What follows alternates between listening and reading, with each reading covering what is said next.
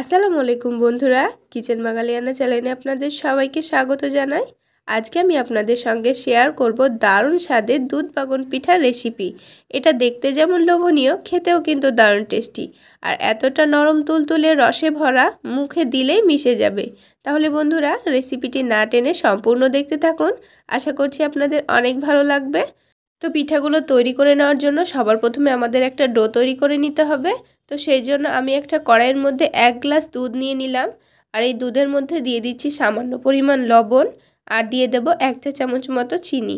তবে আপনারা মিষ্টি খাবারে লবণটা না পছন্দ করলে বাদ দিতে পারেন। আর আমি এখানে দুধ দিয়ে ডোটা তৈরি করে নিচ্ছি, আপনারা চাইলে পানি দিয়েও তৈরি করে নিতে পারেন। এবার এই দুধটাকে একটু ফুটিয়ে নেব, আর খুব ভালোভাবে ফুটে গেলে এখানে আমি দিয়ে দেব 1 কাপ পরিমাণ চালের গুঁড়ো, আর দিয়ে দেব 1 কাপ পরিমাণ ময়দা।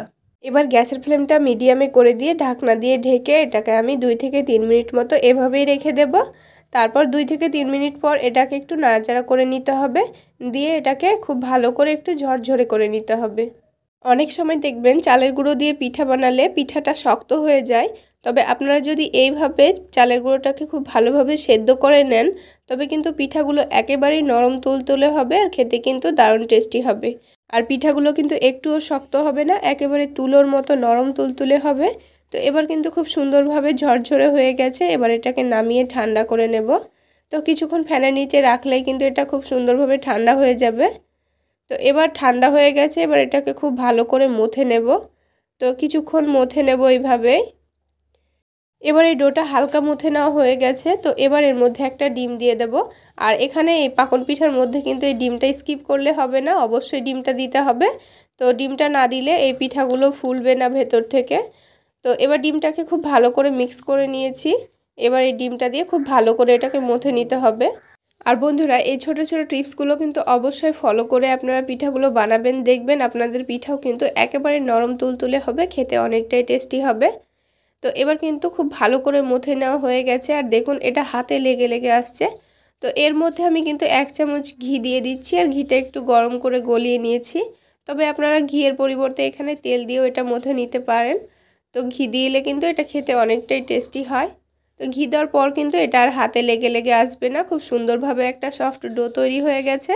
তো এবার এই ডোটা থেকে অল্প করে লেচি নিয়ে আমি আপনাদের পিঠাগুলো তৈরি করে দেখিয়ে দিচ্ছি। এই পাকন পিঠা কিন্তু অনেক রকম ডিজাইন করে বানিয়ে নেওয়া হয়ে যায়। তো আমি আজকে আপনাদের 3 ধরনের ডিজাইন বানিয়ে দেখিয়ে দেব। আপনাদের যেটা খুশি সেটা বানিয়ে নিতে পারেন। আর ডিজাইনগুলো করা একেবারেই সহজ, একটু ভালো করে দেখে নিলেই কিন্তু আপনারা বুঝতে পারবেন। তো আপনারা দেখে নিশ্চয়ই বুঝতে পারছেন আমি কাজটা কিভাবে করছি। প্রথমে একটা কাঠি দিয়ে এটাকে 4 ভাগ করে একটু একটু করে কেটে দিয়েছি। তারপর এই একটা কাঁটা চামচ নিয়ে এর ওপর থেকে একটু চাপ দিয়ে বসিয়ে হাত দিয়ে একটু সামান্য করে ডিজাইন করে দিচ্ছি। খুব সহজেই তৈরি করে নেওয়া যাবে বন্ধুরা, আপনারা একটু মন দিয়ে দেখলেই বুঝতে পারবেন। আর পিঠাগুলো দেখতে কতটা লোভনীয় লাগছে।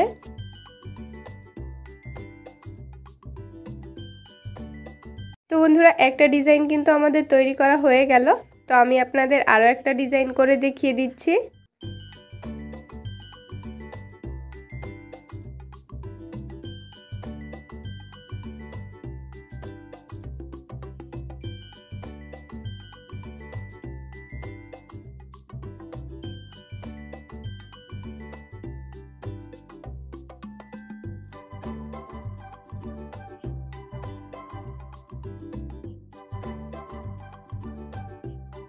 তাহলে বন্ধুরা, আমি কিন্তু আরও একটা ডিজাইন করে আপনাদের দেখিয়ে দিচ্ছি।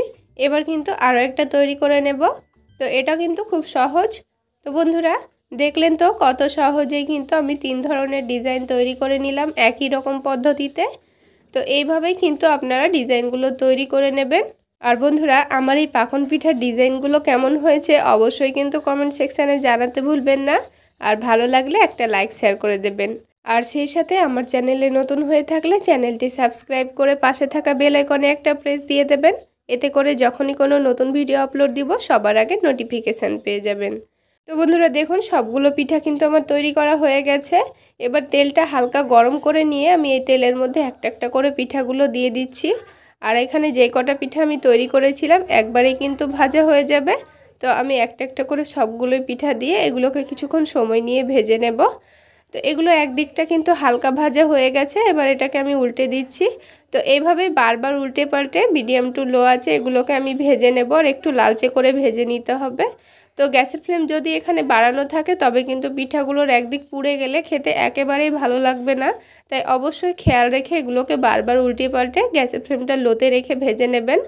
তো দেখুন বন্ধুরা, কিছুক্ষণ এইভাবেই ভেজে নেওয়ার পর এর কালারটা কিন্তু খুব সুন্দর চলে এসেছে, আর দেখতেও দেখুন কতটা লোভনীয় হয়েছে।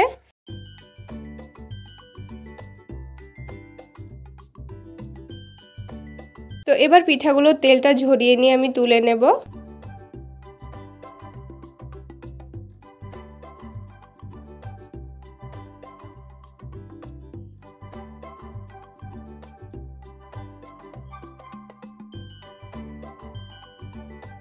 তো সবগুলো পিঠা আমি তুলে নিয়েছি। এবারে পিঠাগুলোকে ভেজানোর জন্য আমি একটা কড়াইয়ের মধ্যে দুধ ফুটিয়ে নেব। তো আমি এখানে 2 কাপ পরিমাণ দুধ নিয়ে নিচ্ছি। তবে আপনারা চাইলে দুধের পরিবর্তে আপনারা চিনির শিরা করে ওগুলোকে ভিজিয়ে নিতে পারেন। তবে যেহেতু আমি দুধ পাকন পিঠা তৈরি করে নিচ্ছি তাই আমি এখানে দুধ দিয়েই ভিজিয়ে নেব। তো এখানে আমি এলাচ আর দারুচিনি দিয়ে দিলাম একটু ফ্লেভারের জন্য, আর মিষ্টির জন্য পরিমাণ মতো চিনি দিয়ে দিচ্ছি। তবে মিষ্টির পরিমাণটা আপনারা বুঝে দিয়ে দেবেন। আর দুধটা কিন্তু খুব বেশি জাল করে ঘন করার প্রয়োজন নেই, হালকা একটু ভালোভাবে ফুটিয়ে নিলে কিন্তু তৈরি হয়ে যাবে। তো দুধটা কিন্তু খুব ভালোভাবে ফুটে গেছে। তো এবার আমি এই গরম গরম দুধটাই এই পিঠাগুলোর মধ্যে ঢেলে দেব। তো এখানে যেহেতু অনেকগুলোই পিঠা আছে তাই আমি এখানে আলাদা করে দুটো বাটিতে ভাগ করে নিলাম, কারণ পিঠাগুলো ভিজে যাওয়ার পর অনেকটাই ফুলে যাবে। আর এভাবে 2 ভাগে ভাগ করে নেওয়াতে পিঠাগুলো কিন্তু খুব সুন্দরভাবে ভিজতেও পারবে। এবারে পিঠাগুলোকে ঢেকে রেখে 2 ঘন্টা পর আমি আপনাদের দেখিয়ে দেব। তবে যদি পিঠাগুলো রাত্রে বানিয়ে সকালে খাওয়া যায় তাহলে কিন্তু এর বেস্ট রেজাল্ট পাওয়া যায়, খেতে কিন্তু দারুণ টেস্টি হয়। তো এবার আমি ঢেকে আপনাদের 2 ঘন্টা পর দেখিয়ে দিচ্ছি। তো দেখুন 2 ঘন্টা পর কিন্তু পিঠাগুলো অনেকটাই ফুলে উঠেছে আর অনেকটাই দুধ কিন্তু টেনে নিয়েছে। এবার সবগুলো পিঠাই দেখুন ঠিক একই রকমভাবে ফুলে উঠেছে। এবার এই সবগুলো পিঠা আমি প্লেটের মধ্যে তুলে সার্ভ করে নিচ্ছি। আর বন্ধুরা, আমার এই সহজ রেসিপিগুলো যদি আমার ফেসবুক পেজ থেকে দেখে থাকেন তাহলে পেজটিকে একটি লাইক দিয়ে ফলো করে রাখবেন। তো সবগুলো পিঠা কিন্তু প্লেটের মধ্যে তুলে আমি সাজিয়ে নিয়েছি। এবার একটা পিঠা আপনাদের কেটে দেখিয়ে দিচ্ছি। দেখুন কত সহজে এটা কাটা হয়ে গেল, আর এর ভেতরে দেখুন বন্ধুরা কতটা রস ঢুকেছে।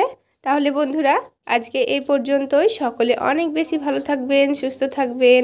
দেখা হচ্ছে আরও একটি নতুন রেসিপি নিয়ে নেক্সট এপিসোডে।